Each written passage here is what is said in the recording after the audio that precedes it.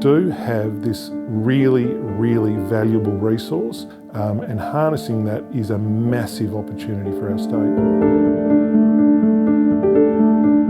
This is now a concerted effort by the government to remove the community as a voice. No wind farms! I've been in industry more than 30 years, and it would be fair to say that the development process has only got harder.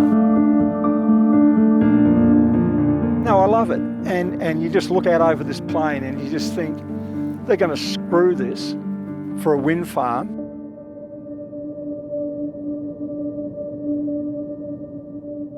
Thanks to its hydroelectric dams, Tasmania is one of the few places on Earth that can sustain itself on renewable power.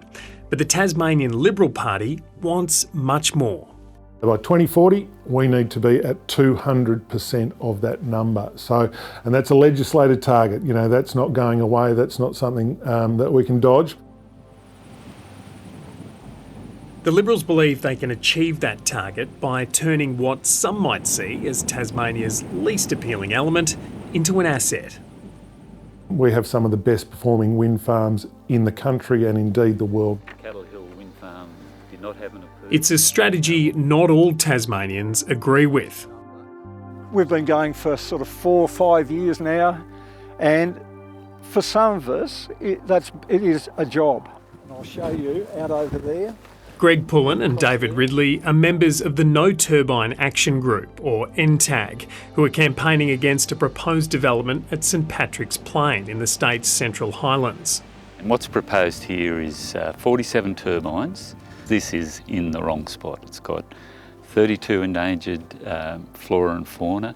It includes 17 wedge-tailed eagle nests.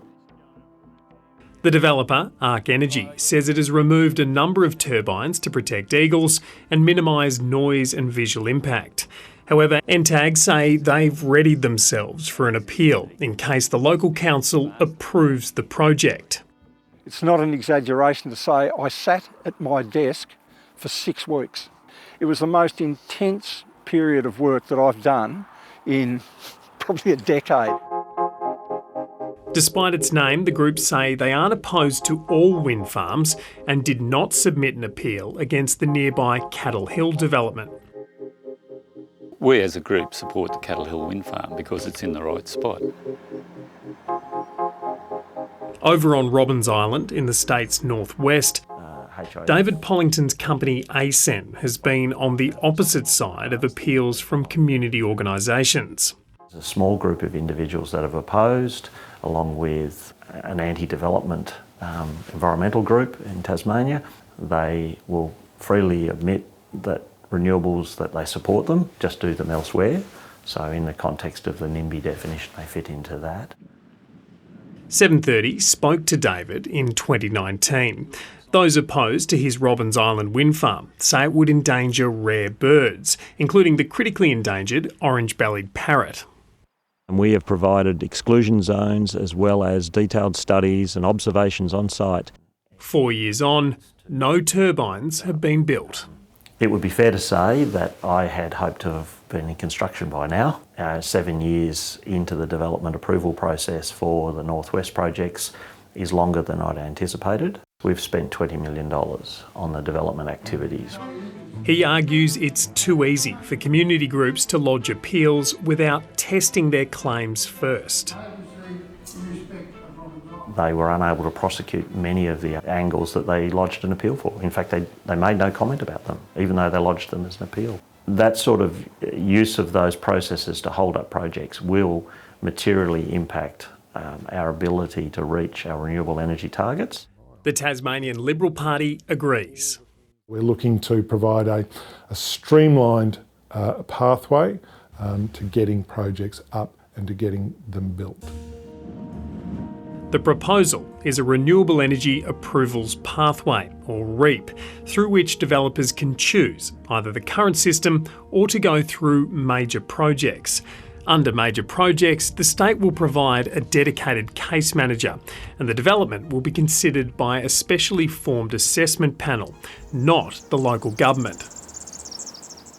Had we had the opportunity to use major projects for the Robbins Island and Jims Plains projects, we would have done. It's an unreasonable ask of councils to be assessing multi-billion-dollar projects. They are not configured to do that. It's a policy the Liberal Party introduced while in government, before the election kicked off, and it's an idea largely supported by Labor. But some community organisations say it's designed to silence them. One of our major concerns with the major projects process is that there's no appeal rights, but also the other thing is there's no parliamentary oversight. Forerunner, which is to identify no turbine zones. Instead, those with concerns can make submissions, and the only avenue of appeal is on legal grounds through the Supreme Court. Which is extremely expensive, cost prohibitive, and also only on matters of law. Whereas what the community is really interested in are the things that impact the community every day that we have to live with. So, for example, with a wind farm, it might be noise issues, it might be visual impact. Sophie Underwood from the Planning Matters Alliance says the perception is they will simply be ignored by a developer-friendly panel. And if we remove the only meaningful way, or the only way the community can keep developers to account, it's going to build distrust. We're absolutely not seeking to remove community consultation or input. We want that. What we don't want to see, and what is troublesome at the moment, is projects that are endlessly mired down with legal challenge after legal challenge. If we don't make these steps, then Tasmania and Australia will suffer greatly on many fronts. Those near the developments worry it'll be their patch that has to pay the price. There is no future for a company to build a wind farm here because there is no social licence for it.